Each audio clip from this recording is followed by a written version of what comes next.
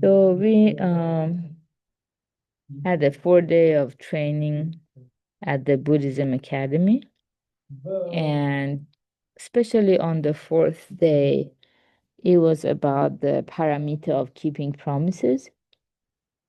And like, for example, showing up for our appointments earlier, a little bit earlier, and making effort to consider our promises seriously, not to break them easily because a better offer comes our way. So it was very informative, and we read this story. So let's read it in English today. Number 19. Promises are to be kept. A young man was taking a walk one day when he came on a shabbily dressed little girl crouched by the side of the road, weeping as she clutched some broken pieces of pottery. Gently he asked her what the trouble was. It seemed that she was an only child whose only parent was seriously ill. She had borrowed a 1 liter jar from the landlord and was on her way to buy milk when she dropped the jar and smashed it. She was crying in fear of a scolding. Feeling sorry for her, the youth pulled out his wallet and checked it. But he was a poor scholar and the wallet was empty. Come back here tomorrow at the same time, he told her. I'll give you the money for another jar of milk. He shook hands with her and went on his way. The following day, he received an urgent message from a friend. A wealthy man is here, someone interested in sponsoring your work. He's leaving in the afternoon, so come right away. Yet going to meet the rich man would have meant breaking his promise to the little girl. The young man quickly sent this reply. I have important business today. I apologize for the inconvenience, but I must ask him to return another day. And he kept his promise to the child. The would-be benefactor at first took offense, but on hearing what had kept the scholar, he was thoroughly impressed and became his most ardent supporter. Rich people can be touchy and difficult to deal with. They tend to think that their money entitles them to have their way in everything.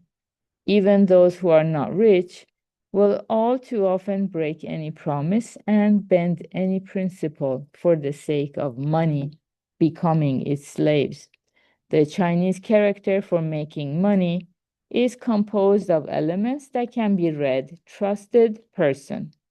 In other words, money comes to those who are worthy of trust. The basis of trust lies in keeping a promise regardless of its cost to oneself. Promises that cannot be kept should not be made.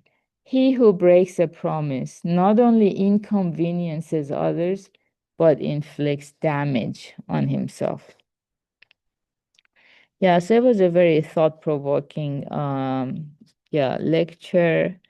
And the teacher was asking, like, raise your hand if you would do as this poor scholar, or you would go to see the benefactor, the wealthy man. And in the story, it turns out like a happy ending, win-win situation, because the wealthy man happened to be very compassionate and understanding. But in real life, there are many cases where maybe the wealthy man, the benefactor, would have just got angry, and so the poor scholar would also lose his findings in this case. Yeah, so I think it's something we can all meditate on. First of all, what would we have done if we were in this situation when a better offer came our way? What would we have done? We can just contemplate this, and also we can think about maybe even before we found Buddhism. For me personally, people like this poor scholar are the ones who help me maintain my faith in humanity. there are always people like the poor scholar who believe very deeply that good deeds bring good effects, bad deeds bring bad effects. So they're not gonna bend their principles so easily. And so he kept his promise to the child. I think people like him help us not lose faith in humanity. So, yeah, imagine if there were no such examples, it would be, you know, mm, everybody would be kind of law of jungle, right? And from this world, we would have the kind of hellish existence and no aspirations to for nirvana. Yeah. So promises are to be kept. And yeah, they also ask us this question, like, let's say you have an appointment at 10 a.m. tomorrow, and what time are you gonna show up for that appointment? Are you gonna show up at 9:50 a.m.? Are you gonna show up at 9:30 a.m. or you're gonna show up exactly at 10 a.m.? And it was very thought-provoking. If we try to arrive at 10 a.m. at the scheduled time, there are many unexpected things that can happen along the way. Like if we're driving, we might have a flat tire. We might get stuck in congested roads all of a sudden, or car collisions.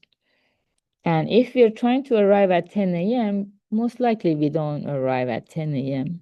We will be late. And when we are late, we inconvenience the other person who always shows up early. Kind of we are stealing their time without our knowledge. So yeah, we are encouraged to actually arrive early.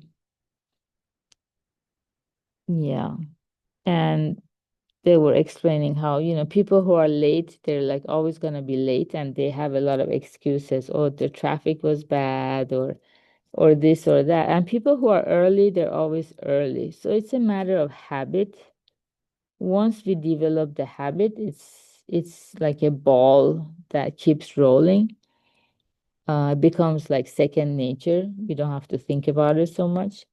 So that's what we learn in the Buddhism Academy, developing good habits that becomes our virtue. Yeah, virtue, good karma is one of it's actually our most important intangible asset. Yeah, most people they try to maximize their visible, tangible assets like real estate, money, fame.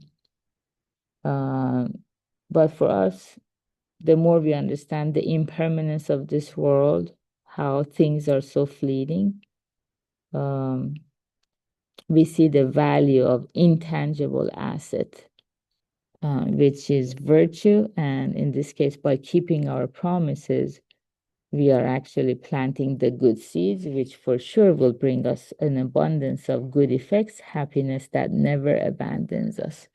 So, good job, everyone, for being here practicing together. Hope you have a wonderful Friday ahead. Take care. Bye. Thank you, everybody. Thank you, Gary, and everyone.